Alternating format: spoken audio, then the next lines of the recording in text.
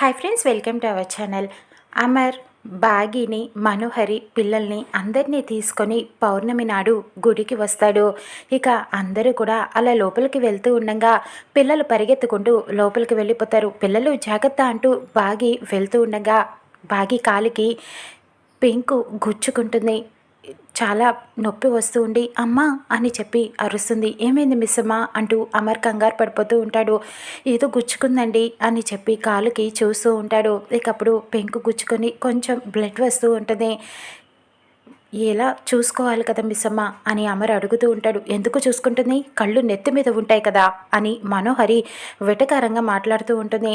నడవగలవా miss అమ్మ అని అమర్ అడుగుతూ ఉంటాడు. ఇంతలో మనోహరి వెనకాతల నుంచి అమర్ తనకి గుచ్చుకుంది చిన్న పెంకు మాత్రమే, గుణపం కాదు అని వెటకారంగా మాట్లాడుతూ ఉంటుంది. పర్లేదండి నడుస్తాను అని చెప్పి ఇక మిస్ అమ్మ లోపలికి వెళ్తూ ఉండగా అమర్ అయితే మీరు వెళ్ళండి లోపలికి, నేను వెనకాతల వస్తాను అని చెప్పి బాగిని మనోహరిని పంపించేస్తాడు. అక్కడ కొంతమంది రౌడీలు ఆడపిల్లల్ని ఏడిపిస్తూ ఉంటారు. అది చూస్తూ ఉంటాడు అమర్. ఇంతలో అక్కడికి భూమి, గగన్ వాళ్ళ అమ్మ కూడా గుడికి వస్తారు.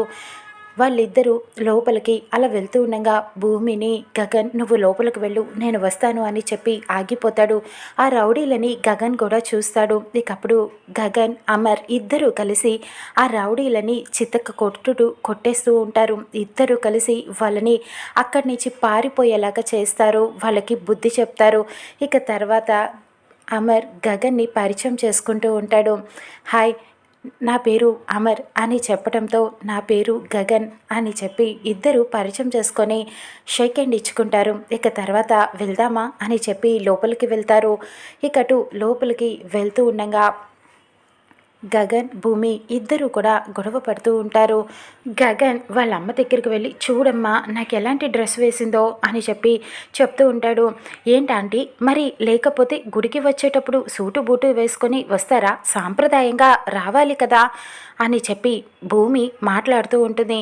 దీంతో ఈ తల తిక్కదానితో ఎవరు మాట్లాడలేరు అని చెప్పి గగన్ అనటంతో భూమి గొడవ పడుతూ ఉంటుంది. అయ్యో దేవుడా, ఈ మనిషికి మంచి బుద్ధి, కోపం, తొందరపాటుతనం అన్నీ ఇచ్చావు, అలానే పక్కన వాళ్ళ మాట వినే బుద్ధి కూడా ఇచ్చుంటే బాగుండేది కదా అని చెప్పడంతో ఇక గగన్ కోపంగా చూస్తూ ఉంటాడు. చూడండి ఆంటీ ఎలా చూస్తున్నారో అని చెప్పి అడుగుతూ ఉండగా ఈ డ్రెస్లో కూడా బాగున్నావు నాన్న, చాలా ముద్దొస్తున్నావు అంటూ ఇలా దిష్టి తీయబోతూ ఉండగా భూమి కూడా ఆంటీ మా ఇద్దరికి కలిపి తీయండి అని చెప్తూ ఉంటుంది. గగన్ పక్కన నుంచొని ఇకప్పుడు ఇద్దరికి కలిపి దిష్టి తీస్తూ ఉంటుంది. ఇద్దరు అలా గుడికి లోపలికి వెళ్తూ ఉంటారు.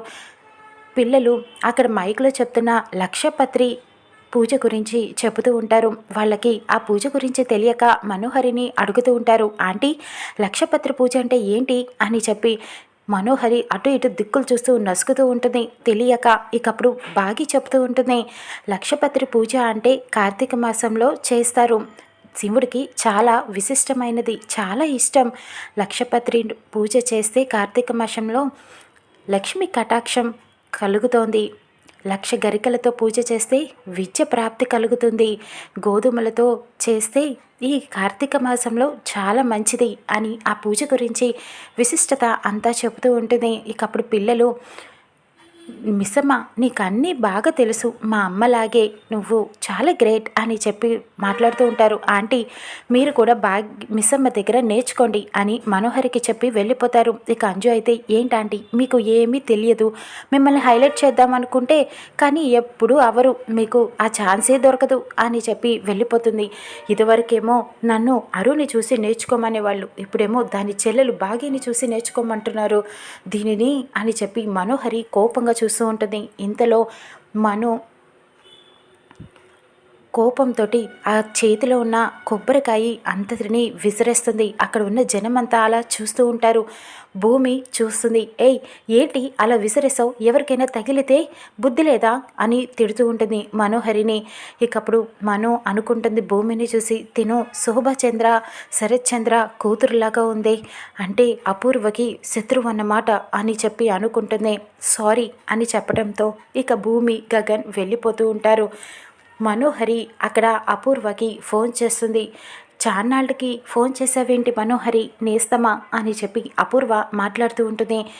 అంటే నీ శత్రువు ఇక్కడ చాలా సంతోషంగా ఉంది, అందుకనే ఫోన్ చేశాను అని చెప్పడంతో, అంటే అక్కడికి ఆ భూమి వచ్చిందా అని అపూర్వ అడుగుతూ ఉంటుంది. నువ్వు చాలా బాగా కనిపెట్టేశావు నీ శత్రువు ఎవరు అన్నది అని చెప్పడంతో, బాగా సంతోషంగా హ్యాపీగా ఉంది, అందుకనే నువ్వు బాధపడుతూ ఉండుంటావని చేశాను అని అనటంతో, నువ్వు ఎలా ఉన్నావు అని అడుగుతూ ఉంటుంది.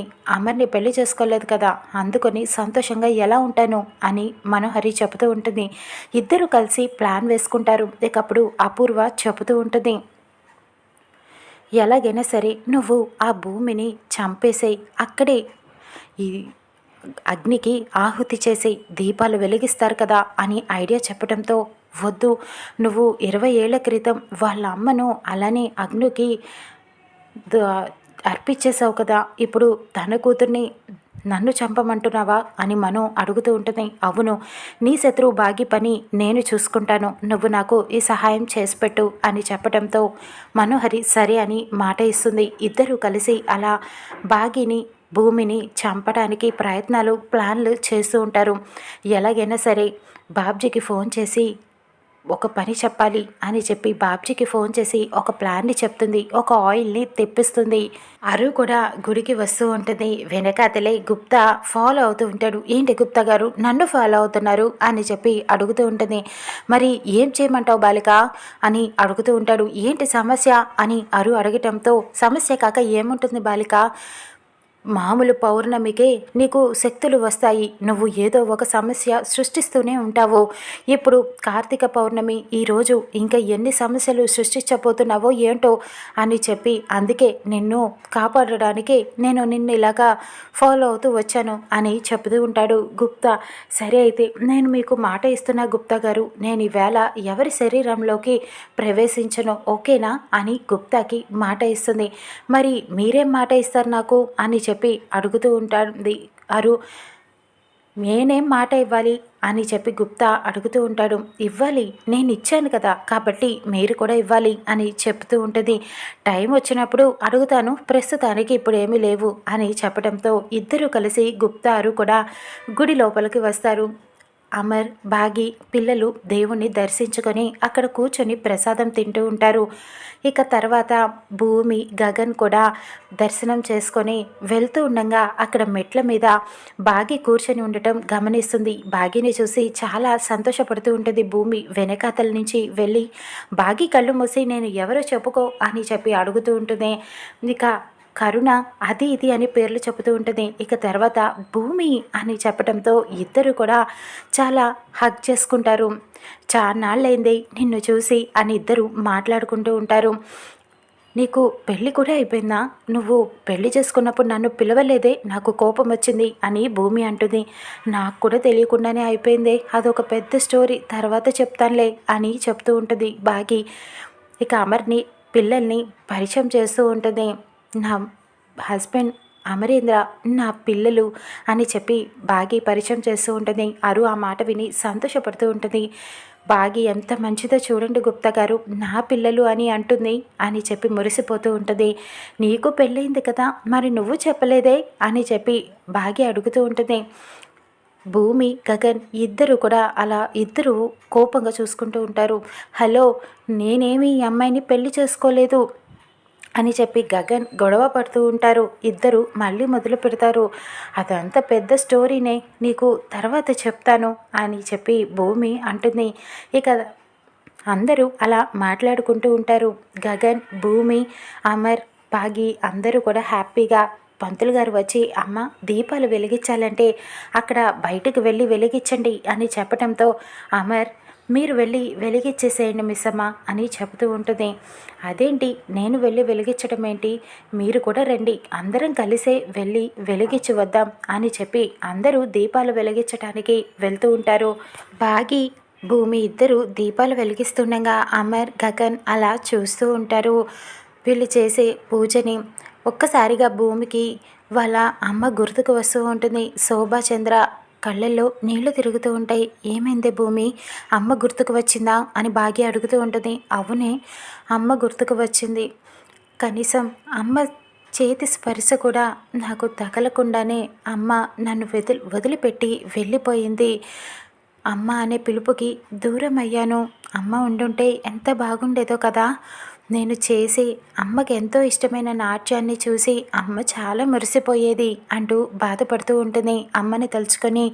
ఇక గగన్, అమర్ కూడా బాధపడుతూ ఉంటారు. దూరం నుంచి గుప్తా, అరు ఇదంతా వింటూనే ఉంటారు. బాధపడకు అని చెప్పి బాగి ఓదారుస్తూ ఉంటుంది. ఇక ఈ మాటలు విని అరు బాధపడుతూ ఉంటుంది. ఇక దూరం నుంచి బాగి అరుని చూస్తూ ఉంటుంది. అక్క వచ్చింది అంటూ, మీరు ఇక్కడే ఉండండి, ఇప్పుడే వస్తా అని మిస్ అమ్మ అటువైపుగా వెళ్ళి అరుతో మాట్లాడుతూ ఉంటుంది. అక్క మీరు ఇక్కడే ఉన్నారా, రండి, అక్కడ నా ఫ్రెండ్ ఉంది భూమిని పరిచయం చేస్తా అని చెబుతూ ఉంటుంది. లేదు మిస్ అమ్మ, నేను ఇంకా దీపాలు వెలిగించలేదు, వెలిగించేసి వస్తాను అని చెబుతూ ఉంటుంది. అవును మిస్ అమ్మ, మీ ఫ్రెండ్ వాళ్ళ అమ్మ గురించి బాధపడుతుందా, ఏమైంది అని అడుగుతూ ఉంటుంది. వాళ్ళ అమ్మ ఇలాగా మంటల్లో చిక్కుకొని చనిపోయిందక్క. అప్పుడు భూమిని టెడ్డీ బేర్లో పెట్టి అలా బయటికి విసిరేసింది. ఆ అగ్నిలో ప్రమాదం నుంచి వాళ్ళ అమ్మే కాపాడింది. పాపం అది తలుచుకొని బాధపడుతూ ఉంటుంది. అది ఈ మధ్యనే తెలిసింది దానికి అని చెప్పి మాట్లాడుతూ ఉంటుంది. ఇక తర్వాత అరు పక్కకి వెళ్ళిపోతుంది. బాగి దీపాలు వెలిగిస్తూ ఉంటుంది. గుప్తా గారు నాకు ఒక సహాయం చేస్తారా, వాళ్ళ అమ్మని కూడా ఒక్కసారి భూమి మీదకి ప్రవేశిస్తారా ప్లీజ్ అని చెప్పి అడుగుతూ ఉంటుంది. అది తప్పు బాలిక, అలా చేస్తే ఇంకా బాధ పెట్టిన దానివి అవుతావు అని అయినా అరు వినిపించుకోదు. సరే బాలిక నీ ఇష్టం అని చెప్పి శోభాచంద్రని భూమి మీదకి రప్పిస్తాడు గుప్తా.